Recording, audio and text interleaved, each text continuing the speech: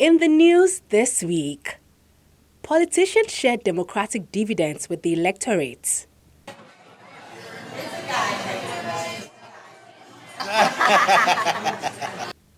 APC attempts to steer Nigeria towards economic prosperity.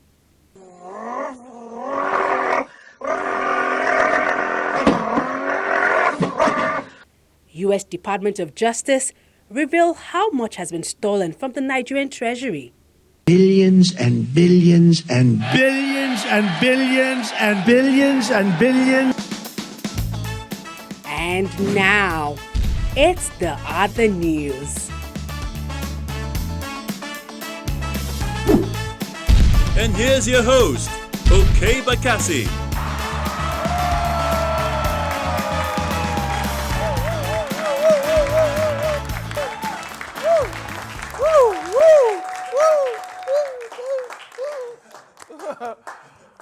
Okay. Good evening and welcome once again to The Other News. It's the show that brings you the lighter side of serious. Okay, we have a fantastic package just for you. My guest tonight is a musical icon and a social activist. He's also the funkiest grandfather in the whole of Africa, Mr. Charles Oputa, a.k.a. Charlie Boy. But first, the news headlines today on The Other News. The British High Commissioner was in the news this week. He said British citizens finding it hard to get Nigerian visas. Whoa! What's to do, no they pay no. We're going to see as he be. All right. The High Commissioner added that Britain is interested in Nigeria's oil. That one we already know now. We've always known what you really care about. It was love at first oil drilling site. We know that since after independence. The National Council on Information held an extraordinary meeting to address fake news. The chairman of the occasion was this guy. Yes, your guess is as good as mine. Naturally now, who else? Well, in the other news, 3 police officers were recently dismissed from the police force for stealing from suspected Yahoo boys. Haba, is there no honor among thieves?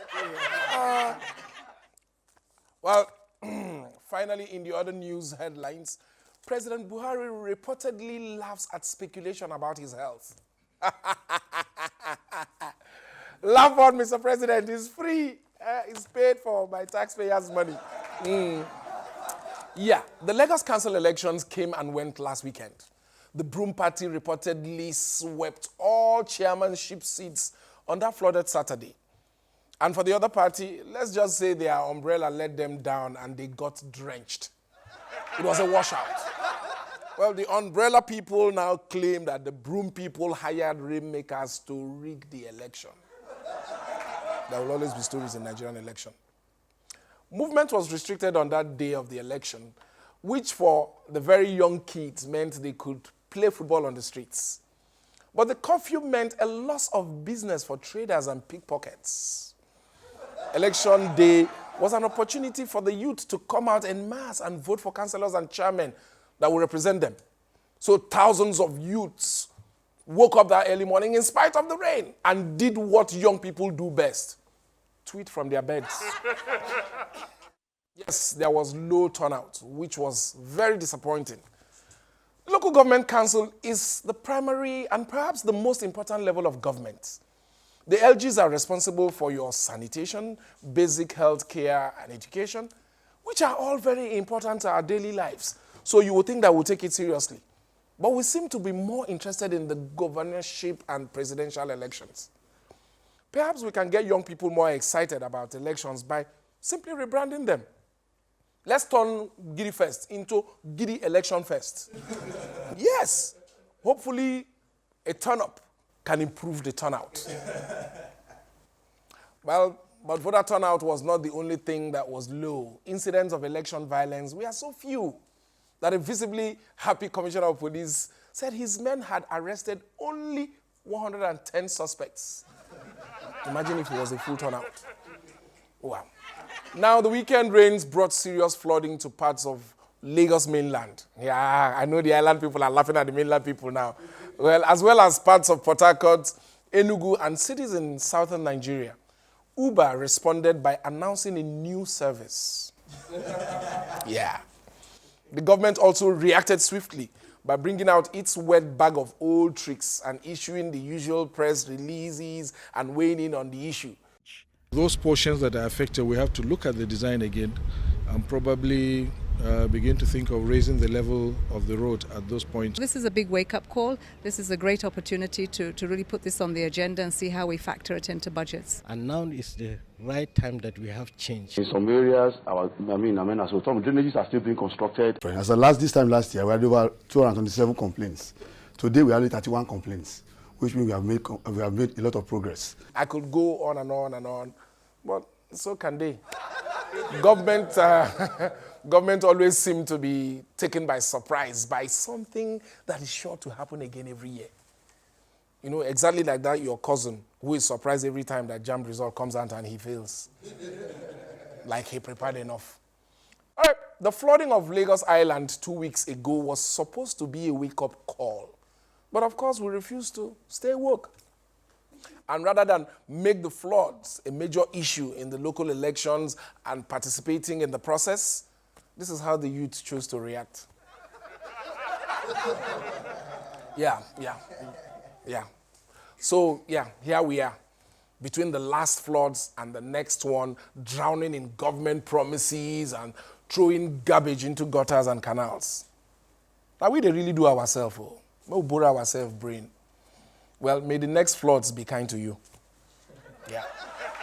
There was outrage last week when the news filtered out that the House of Representatives had killed the not too young to run bill, saying that the proposed legislation was not too young to die. That bill is meant to reduce the minimum age for being a candidate for president from 40 years to 30 years, governor from 35 to 30 years, Senate from 35 to 30 years, and House of Representatives from 30 to 25 years, so that more young people can have a say in how Nigeria is governed. Nigeria has had young leaders before now, like Gowon and Ojukwu, even Major Al-Mustafa. Yes, he ruled the country for a couple of hours after the apple was swallowed. I don't know if you still remember. Yes, and there was also Salisu Buhari. Yeah, you remember him, the ambitious 29-year-old who became Speaker of the House of Reps in 1999 after claiming he was 35 years old. Yeah, he was eventually impeached and he left in tears. So maybe not all of these guys are good examples of capable young leaders. But back to the not too young to run bill. Yakubu Dogara, the youngish 49-year-old Speaker of the House of Representatives, says that the bill has not been killed, but was simply renamed. So, I mean, please help me out. So what is really going on? Could it be that some old politicians are afraid that if young people contest and win public office, they will destroy our public institutions, loot the treasury, and maybe even drive Nigeria to the bottom of the global corruption rankings? Wait a minute. Already too late. I mean, old people have taken care of all that. So why are the old afraid of the young? The not too young to run campaigners led a march to the National Assembly this week. Our bright, vibrant, innovative youth were once promised that they will be leaders of tomorrow. I remember they promised us as well. Well, it seems tomorrow has finally come. Once we can convince them to put down their phones, get out of bed, swim through the floods towards their full potential, maybe Nigeria will finally better. Who knows? Tweet at us with the hashtag #NotTooYoungTo and tell us some of the things that you feel you're not too young to do. For example, I am not too young to own a house in Banana Island. Yes, I mean it. And Uncle Aliko, in case you're feeling generous any of these days, your boy they here. All right. Why is our correspondent Mo Williams talking to a professor and two Oyibo's? Find out when the other news returns.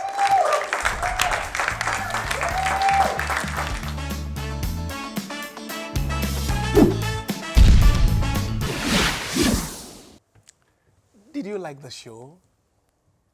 Just click here. Yeah, click here to subscribe.